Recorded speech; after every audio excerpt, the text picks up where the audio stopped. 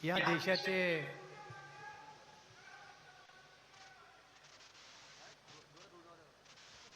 प्रधानमंत्री नरेंद्रभाई मोदीजी यांच्या अभिनंदनाचा ठराव आहे. मी एकदा घोषणा देतो, ज्याला आवाज नाही आला तर खालच्याचं ऐकून तुम्ही घोषणा द्या. पण एका आवाजात मोदीजीपर्यंत आवाज गेला पाहिजे. देश का नेता कैसा हो. इथल्या अर्ध्यानं वर हात नाही केले बा, काय भानगडे माहित नाही. देश का नेता कैसा हो. देश का नेता कैसा हो. भारत माता की. भारत माता की. भारतीय जनता पार्टीचा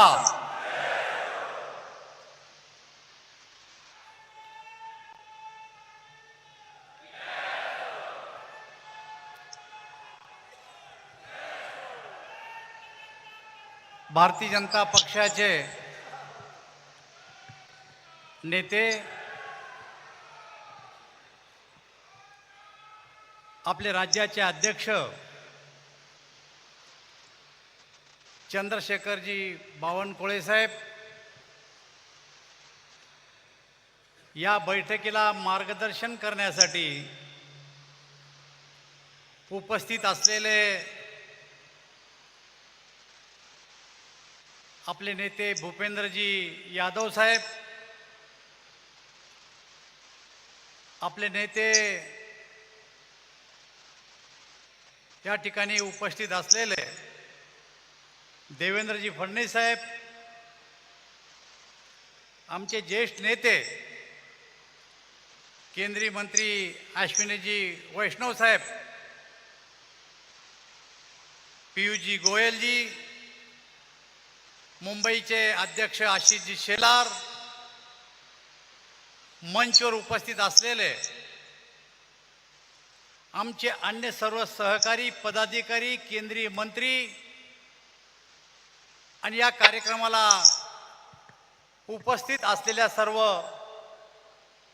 प्रतिनिधी बंधू आणि भगिनींनो, 2024ला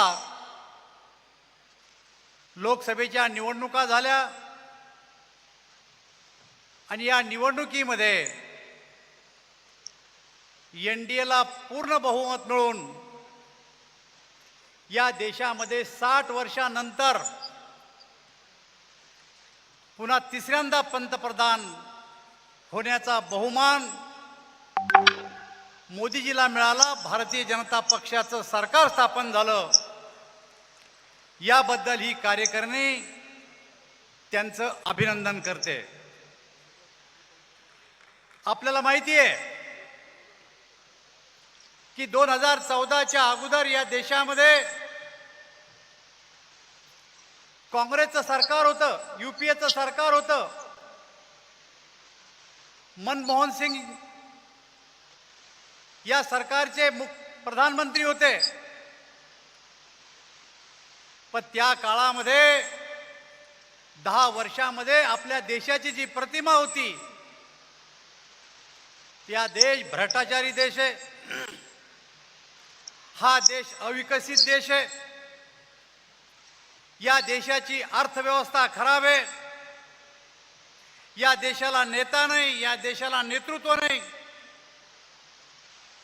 या नेत्याला दिशा नाही, या देशात रस्ते नाही. अशा प्रकारची प्रतिमा असलेला देश हा आपल्या ताब्यात आला आणि या देशाचे प्रधानमंत्री पहिल्यांदा नरेंद्रभाई मोदी झाले. परंतु या देशाची प्रतिमा सुधारून हा देश विकसित देश करण्याचं चॅलेंज हे मोदीजींनी स्वीकारलं आणि जगामध्ये खराब झालेली प्रतिमा पुन्हा सुधारून या देशाला, हा देश भ्रष्टाचारी नाही, या देशाची अर्थव्यवस्था चांगली मजबूत आहे आम्ही देशाचा नेताच काय, पण जागतिक पातळीवरचं नेतृत्व सुद्धा करू शकतो, ही प्रतिमा या देशाच्या प्रधानमंत्र्यांनी निर्माण केली. आणि त्यामुळेच मित्र 60 वर्षानंतर पुन्हा आपल्या तिसऱ्यांदा या देशामध्ये सरकार बनवलं. सामान्य माणसाला केंद्रबिंदू मानलं, सामान्य माणसाचं हित डोळ्यापुढे ठेवलं आणि गरीब कल्याणाचा अजेंडा बनवला. आणि या देशातल्या गरीबाला इतरांच्या बरोबर सहजरित्या जीवन जगता कसं येईल अशा प्रकारचा कार्यक्रम त्यांनी आखला. आपल्याला सगळ्याला माहिती आहे की या देशाची प्रतिमा जगाच्या पाठीवर जी झाली होती ती सुधारण्यामध्ये गोष्टी छोट्या छोट्या असतील, पण त्या गोष्टीला प्रथम प्राधान्य दिलं. त्याचं कारण असं आहे की 1972च्या निवडणुकीमध्ये इंदिरा गांधींनी नारा दिला होता आणि सांगितलं होतं की तुम्ही जर मला मतदान करसाल तर मी तुमची गरिबी हटवते. या देशातल्या मतदारांनी इंदिराजीला मतदान दिलं, त्या प्रधानमंत्री झाल्या. परंतु 2014 पर्यंत कोणाची गरिबी हटली नाही. तेव्हा या देशातल्या गरिबांनी विचार केला. 2011च्या जनगणनेनुसार आपल्या देशाची लोकसंख्या 125 कोटी आहे. 80 कोटी लोक दारिद्र्यरेषेखाली आहे. या देशातल्या गरिबांनी विचार केला की जोपर्यंत गरिबाचा प्रधानमंत्री होणार नाही तोपर्यंत या देशाची गरिबी हटणार नाही. 2014ला भारतीय जनता पक्षानं मोदीजीला प्रधानमंत्री पदाचं उमेदवार जाहीर केलं. जाहीर केल्यानंतर या देशातला सर्वसामान्य नागरिक तो उठला आणि त्यांनी बघितलं की मोदीजी हे गरिबाचे प्रधानमंत्री आहे, यांना गरिबीची जाणीव आहे, यांनी स्वतः गरिबी पाहिलेली आहे. जोपर्यंत मोदीजी प्रधानमंत्री होणार नाही तोपर्यंत आपली गरिबी कमी होणार नाही. 2014ला या देशाचे प्रधानमंत्री नरेंद्र मोदी झालेत आणि त्यांनी सगळ्यात पहिलं काम जर काय केलं असेल तर जनधन अकाउंट नावाची योजना आणली. जनधन अकाउंट या देशातल्या 40% लोकांनी बँकेचं तोंड पाहिलं नव्हतं, कारण बँक कर्ज देत नव्हती. तेव्हा बँकेत जायचं कारणच काय होतं? आणि जर बँकेत जायचं असेल अकाउंट ओपन करायचं असेल तर बँकेमध्ये 500 रुपये डिपॉझिट केल्याशिवाय बँकेमध्ये अकाउंट ओपन होत नव्हतं. गोष्ट छोटी आहे, परंतु मोदीजीने आदेश काढला की हा देश गरिबाचा देश आहे. 40% लोकांनी बँकेत अकाउंट उघडले नाही. झिरो बॅलन्सवर यांचं तुम्ही अकाउंट ओपन केलं पाहिजे.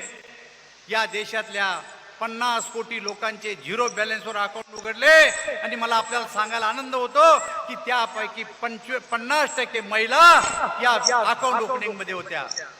याचा फायदा काय झाला?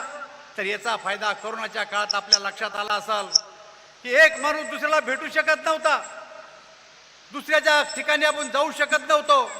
तेव्हा केंद्र सरकारनं किंवा राज्य सरकारनं ज्या काही मदती केल्या सरळ गरिबाच्या खात्यामध्ये पैसे जाण्याचं काम जर कोण्या काळात झालं असेल तर ते नरेंद्र मोदीच्या काळामध्ये झालं. स्वच्छ भारत योजना सुरू केली. या स्वच्छ भारत योजनेच्या अंतर्गत 11,57,00,000 लोकांना या ठिकाणी शौचालय दिले. जनधन योजना सुरू केली. प्रधानमंत्री आवास योजना सुरू केली. 4 कोटी लोकांना घरं देण्याचं काम केलं. आणि आपल्याला सगळ्यांना माहिती आहे की 80 कोटी लोक या देशातले हे दारिद्र्यरेषेखाली राहतात. या दारिद्र्यरेषेखालच्या 80 कोटी लोकांना प्रत्येक महिन्याला एका व्यक्तीला 5 किलो राशन हे मोफत देण्याचं काम या देशाच्या प्रधानमंत्र्यांनी केलं. बघा, देश जरा मजबूत माणसाच्या हातात असेल तर काय होऊ शकतं. भारत आणि पाकिस्तानची विभागणी झाली. भारत वेगळा, पाकिस्तान वेगळा.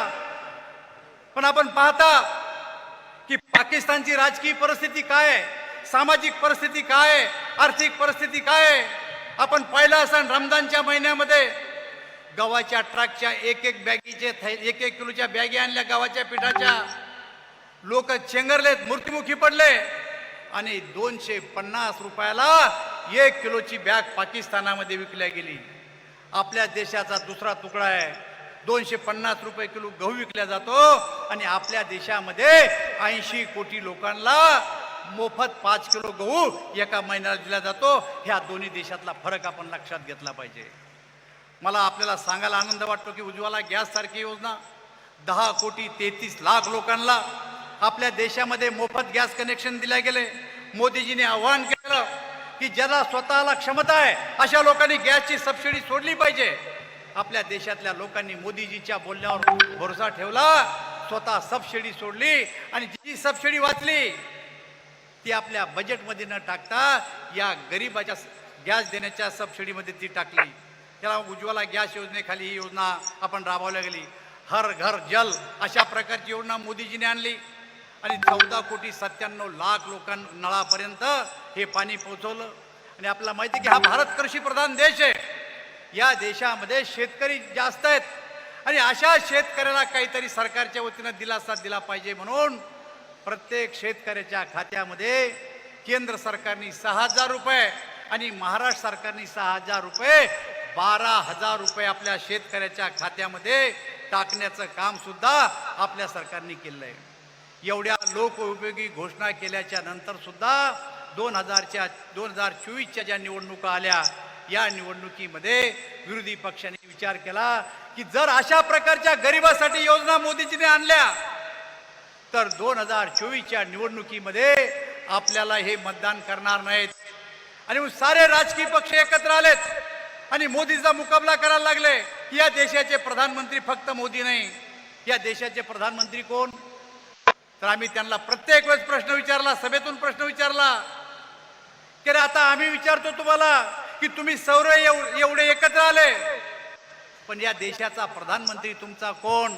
भारतीय जनता पार्टी सांगताय की आमचे देशाचा प्रधानमंत्री हे नरेंद्र मोदी आहे. तुमचे देशाचे प्रधानमंत्री कोण? पण ते देशाचे प्रधानमंत्री सांगू शकले नाही, कारण त्यांच्याजवळ नेता नाही, त्यांच्याजवळ नीती नाही. अस्थिर सरकार त्यांना आणायचं आणि जर अस्थिर सरकार येत असेल तर आमचा तरी नंबर लागू शकतो अशा प्रकारचा प्रयत्न केला. परंतु या देशातली मतदार शुद्ध मतदार आहे. त्यांनी या देशामध्ये भारतीय जनता पार्टीला 240 जागा या ठिकाणी मिळवून दिल्या. तरी पण आपण बघत असेल की आपल्या गावागावामध्ये विरोधकाला आनंद आहे. तसं काही ते जिंकल्याचा आविर्भावामध्ये त्याचं कारण काय की आम्हाला 400 पारचा आमचा नारा होता, आम्ही 400 पार झालो नाही. फक्त 240 जागा तुम्ही 230 जागा तुम्ही 40 जिंकल्या. पण मला हे सांगायचं तुम्हाला की सारे राजकीय पक्ष जरी एकत्र आणले तरी भारतीय जनता पार्टी एवढ्या जागा हे जिंकू शकले नाही. हे गणित तुम्ही त्या लोकांना समजून सांगितलं पाहिजे. भारतीय जनता पार्टीनं एनडीएचं सरकार बनवलं, आम्ही एनडीए म्हणून निवडणूक लढली.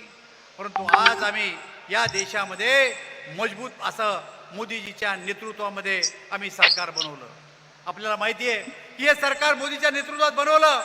ज्या टायमाला मोदीजीच्या हातात सत्ता आली त्या टायमाला या देशाची अर्थव्यवस्था ही 10व्या नंबरवर होती. पण मोदीजींनी ही अर्थव्यवस्था 5व्या नंबरवर आणली आणि आता 3ऱ्या कार्यकाळामध्ये मोदीजींनी सांगितलं की या देशाची अर्थव्यवस्था आम्ही आता 3ऱ्या नंबरवर आणल्याशिवाय राहणार नाही. हा संकल्प आपल्या देशाच्या प्रधानमंत्र्यांनी केला. आणि मला असं वाटतं की हे सगळं करत असताना विरोधकाच्या पोटात गोळा उठला आणि त्यांनी काही नेरेटिव्ह तयार करण्याचा प्रयत्न आपल्या या देशामध्ये केला. आपल्याला माहिती आहे की G20 सारखी परिषद आपल्या देशामध्ये झाली. मोदीजी प्रधानमंत्री त्याचे अध्यक्ष झाले. साऱ्या जगाचं लक्ष लागलं होतं की आता इथली परिषद G20ची परिषद कशा प्रकारची होती. पण आपल्याला माहिती आहे की मोदीजींनी जवळपास 56 ठिकाणी 200 बैठका या G20च्या घेतल्या. जगाच्या पाठीवरच्या G20च्या परिषदा झाल्या. या परिषदांमध्ये फक्त राजधानीच्या ठिकाणी बैठका झाल्या, पण 56 ठिकाणी 200 बैठका का घेतल्या? तर या जगाच्या पाठीवर जेवढे प्रतिनिधी आपल्या देशात आले त्यांच्या मनामध्ये आपल्या देशाबद्दल शंका होती. यांची अर्थव्यवस्था चांगली नाही, यांची विमानतळ चांगले नाही, यांचे रेल्वे स्टेशन चांगले नाही, यांच्या देशात शिक्षण नाही, यांचे रस्ते चांगले नाहीत. मोदीजींनी देशभर वर्षभर या प्रतिनिधीला फिरवलं आणि दाखवलं की जा तुम्ही आमचे रस्ते पहा, तुम्ही आमचे रेल्वे पहा, तुम्ही आमचे विमानतळ पहा, तुम्ही आमची अर्थव्यवस्था पहा, तुम्ही आमच्या राशन दुकानात जाऊन आमच्या सरकारनं 5 किलो मोफत धान्य कसं दिलं त्याचा तुम्ही अभ्यास करा. 1 वर्षभर हे प्रतिनिधी फिरले आणि जेव्हा समारोप झाला दिल्लीला, त्या समारोपाच्या कार्यक्रमाला आम्ही उपस्थित होतो. त्या समारोपामध्ये जगाच्या पाठीवरून जेवढे लोक आले होते त्यांनी आपल्या देशाचं कौतुक केलं आणि सांगितलं की जी आमच्या मनामध्ये प्रतिमा होती भारताबद्दलची ती चुकीची प्रतिमा होती. कुणीतरी आमच्या पुढे चित्र उभं केलं होतं. मोदीजीच्या नेतृत्वात खऱ्या अर्थानं जर आता भारत कसा असेल तर तो विकसित भारत असेल, अशा प्रकारचं कौतुक त्या परिषदेमध्ये केलं. पण एका बाजूला जगाच्या पाठीवरचे नेते आपलं कौतुक करत असताना राहुल गांधी लंडनमध्ये भाषण देतात आणि सांगतात की आमच्या देशातली कायदा आणि सुव्यवस्था बिघडली. बघा, जगातले लोक आपली तारीफ करतात आणि हे लंडनमध्ये जाऊन आपलं भाषण देतात की आमची कायदा व्यवस्था बिघडली. अरे आमच्या काळात कायदा व्यवस्था बिघडली? आमच्या काळामध्ये काय मानवी मूल्याचं हनन झालं?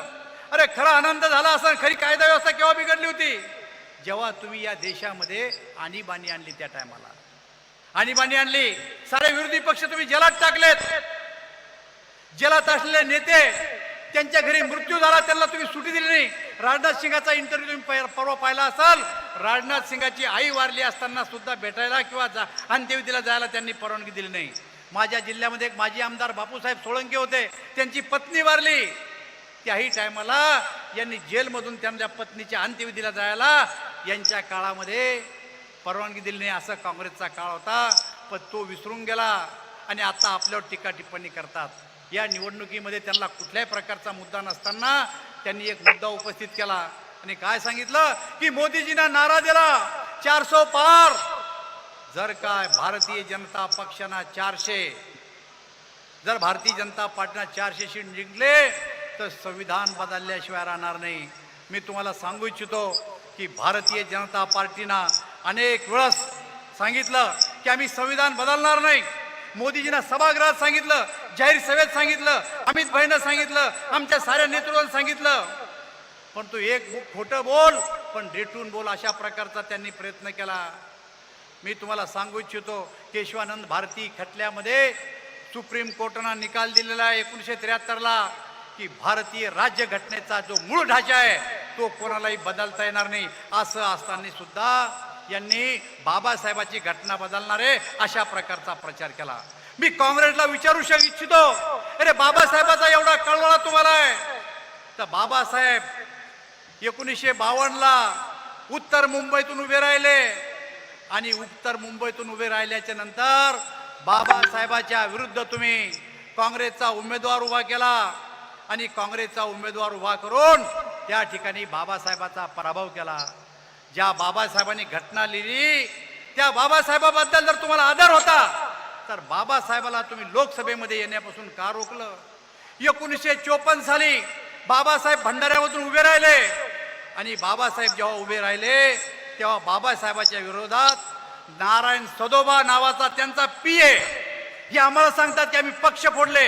यांनी बाबासाहेबाच्या पीएला फोडलं आणि बाबासाहेबाच्या पीएला त्यांच्या विरुद्ध निवडणुकीला काँग्रेसचं तिकीट देऊन उभं केलं आणि त्या ठिकाणी बाबासाहेबाचा पराभव केला.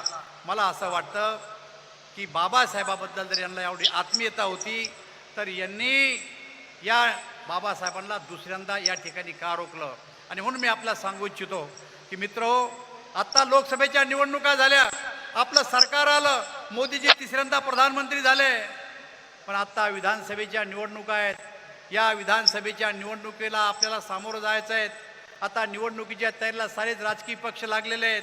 आपण बघता रोज सकाळी 9 वाजता एक जण शिवसेनेचा उठतो आणि सांगतो की आमचे नेते उद्धवजी ठाकरे हे आता भावी मुख्यमंत्री आहेत. दुपारी 12 वाजता तुतारीचा आवाज येतो. तुतारी म्हणती असं काही ठरलंच नाही.